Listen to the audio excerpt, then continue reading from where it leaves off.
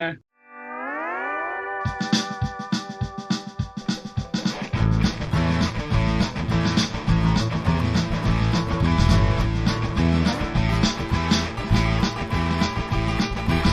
lost lambs, hold hands, find a man, not a man, understand he's the daddy son of Sam, man, hey, they found the Lord of Pain.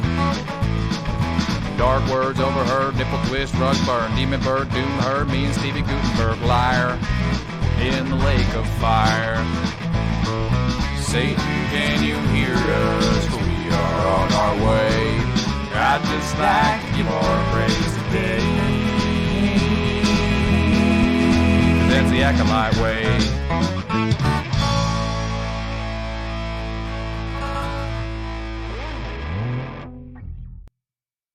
Yes, mate. Welcome.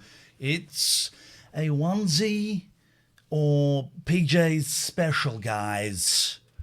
Welcome. I'm in the mood to block. Hey, Bruce Wayne from Janelle's Clan last night. That was a fun raid. Wasn't it? Namaste. We had a lot of fun there. Namaste. Good idea. Good raid. Really good raid. I'm going to say the best raid we've done this week. It was lovely if you missed it. Welcome to the show. I feel like shit. How are you feeling? Well, not an awful lot better, but I'm all right. It's not fatal. You know how it goes sometimes, right?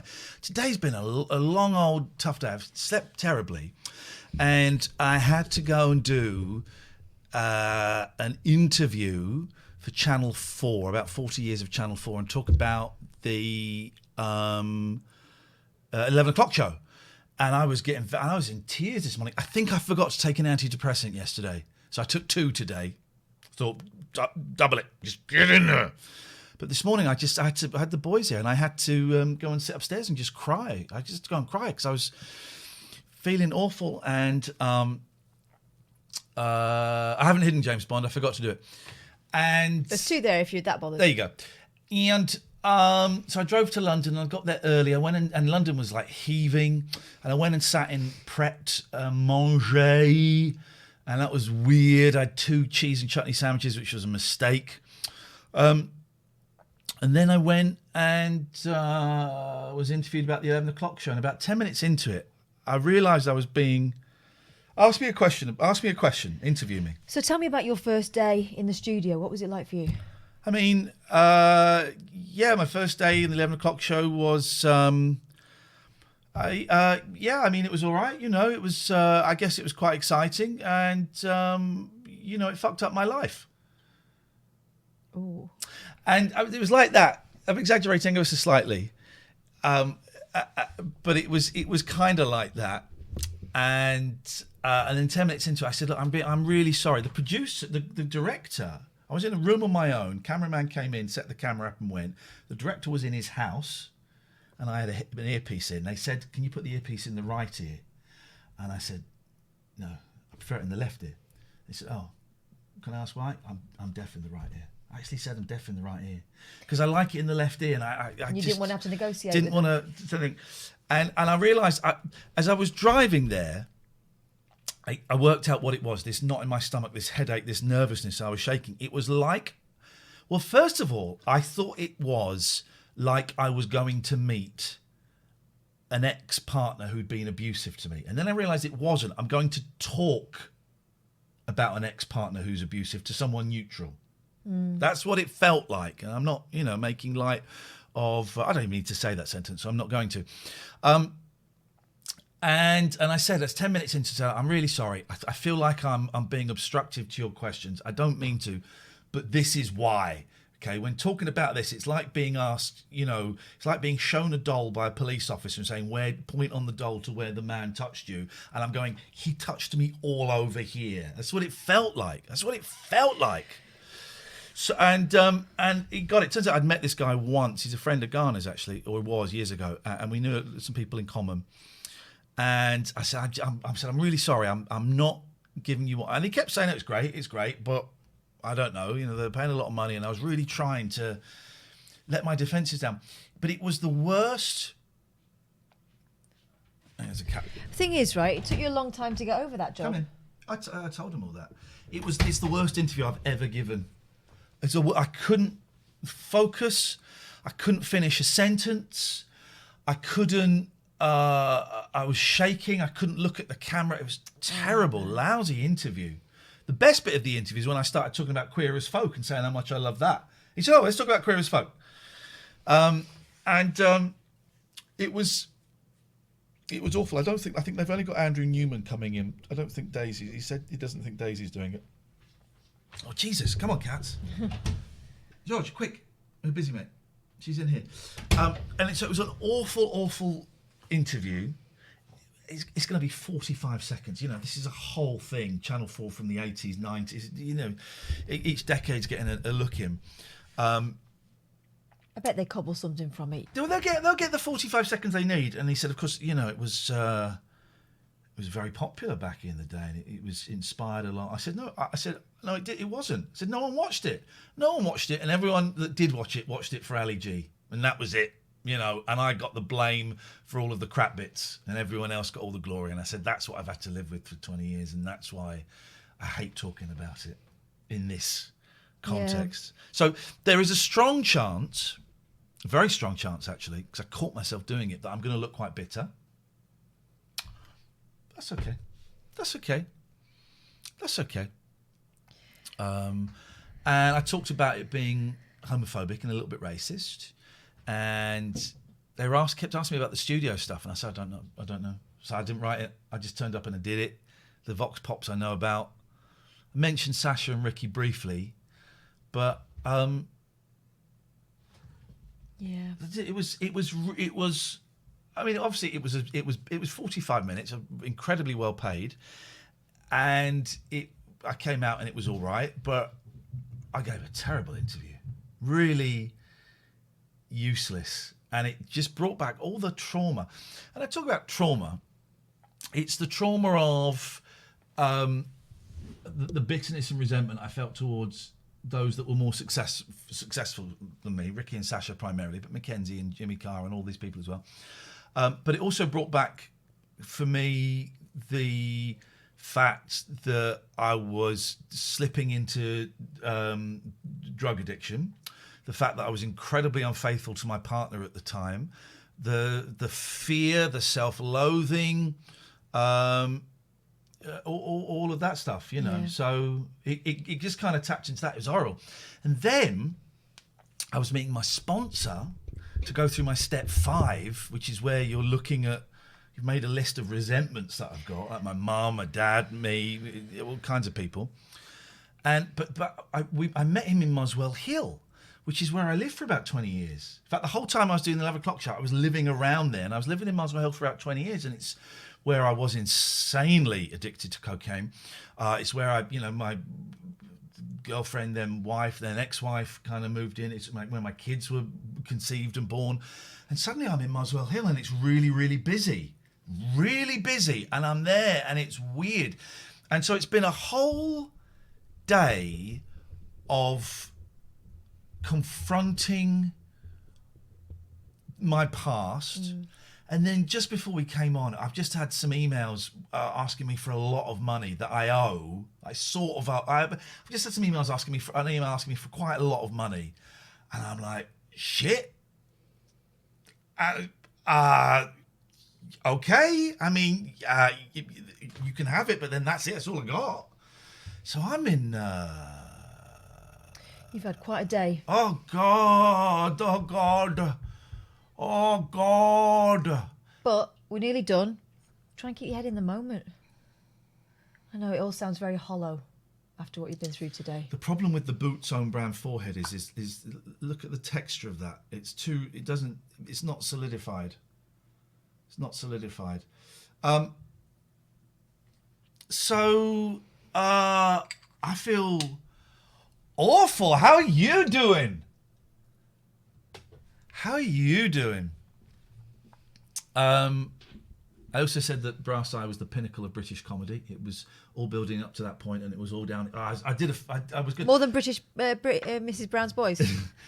I said it was perfect. I said it was perfect. The people that got it, the small number of people that got it, and those people that didn't get it, I'm glad you didn't get it. Now, fuck off, you thick idiots. It's going to be quite sweary tonight. I'm sorry. We're tone the swearing down. I apologise. That's inappropriate.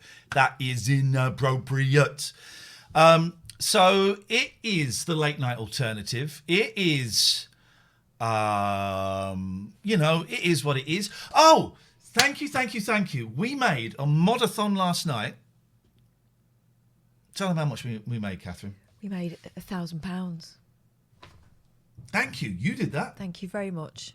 And not all of the mods wanted in. I think it was 6 wanted in, 7. I can't remember the maths. But some said, I'm fine. Give it to those guys. So the mods that opted in get 166 quid each. That's all right, isn't it? Hey, that's all right. So thank you. That's amazing. I'm sure the mods will thank you themselves in the chat, but... By timing you out and blocking you because they got your cash now.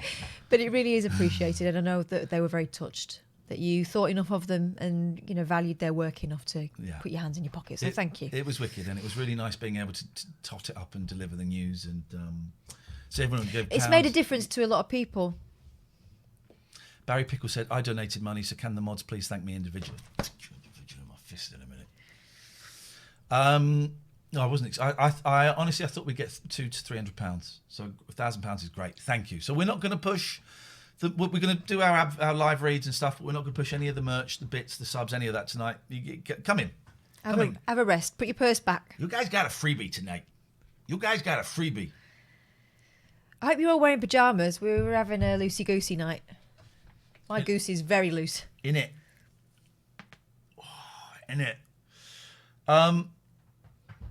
Cats. Do you want to see him? So that's George in the distance. That's Patty there. They're going to play silly buggers, I think. It's skittish time. Oh. Now that tail is basically saying, come and get me. He thinks he's hiding. Go on, Pats. Go and get him. Here we go. Something's going to happen. Here we go. Something's happening. Something's happening, guys.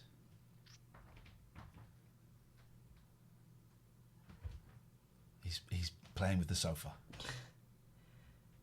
He's going to get jumped on. She's in position. No, she's come out of position. He's dropped off. It's just 2 of the cats. I've got 4 cats. Oh, there we go. Up the stairs.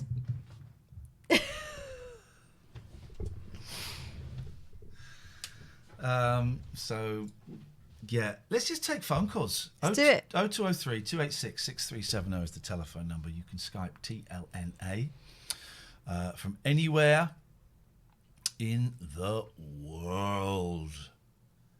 Let's just wait. Let's just wait and see. You guys do the work tonight. Can you guys do the work for us, please?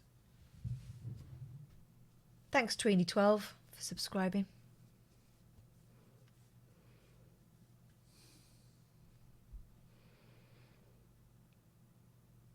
Kai's only just realised that this is the stairs. What did you think it was? We had a triangle there. Thank you, Spider.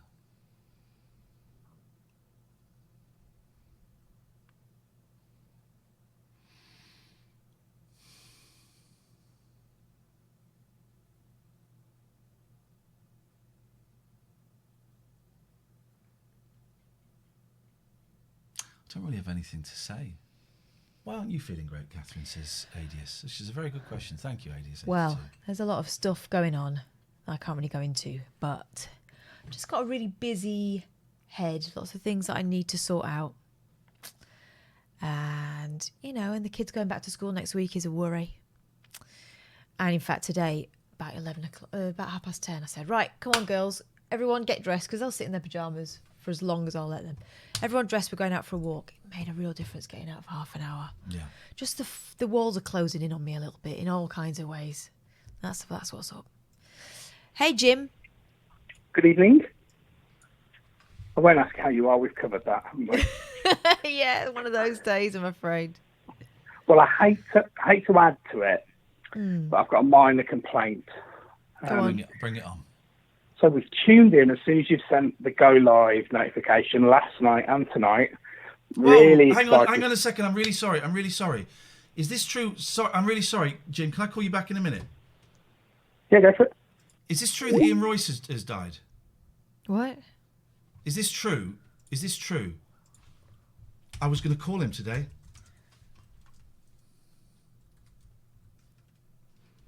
Holy shit. Oh, man.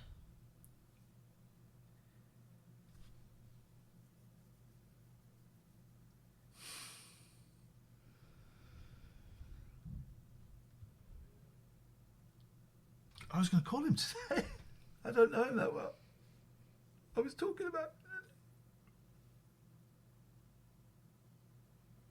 Oh, God. I was talking about him today. About when I had to call him when I was in KFC.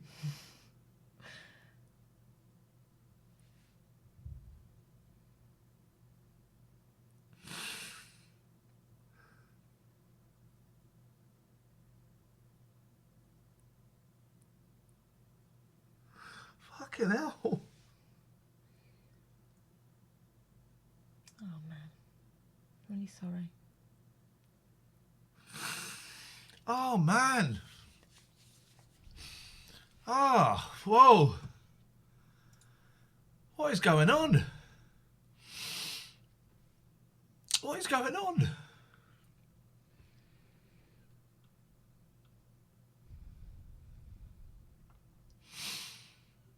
I don't know. I didn't know him that well. We had a little falling out a while ago, and then we made up. He was suicidal early this year because my boy's birthday, and we were in KFC, and someone messaged. I was talking about it today.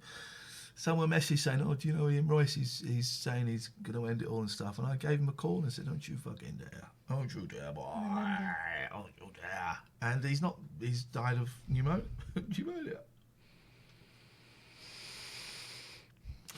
I was thinking I must give him a call to see how he's getting on.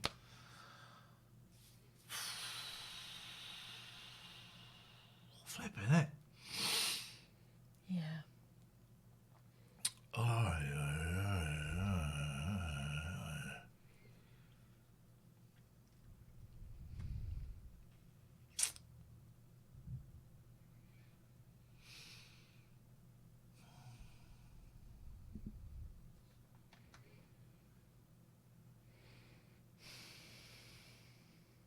Oh no, Andrea, thank you for telling me.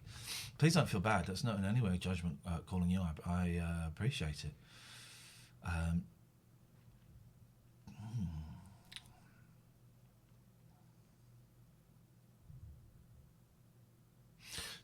I think we're going to stop. Do you want to stop? I think we're going to stop. There are too many things today, too many signs saying, don't do the show tonight. Yeah. See you tomorrow.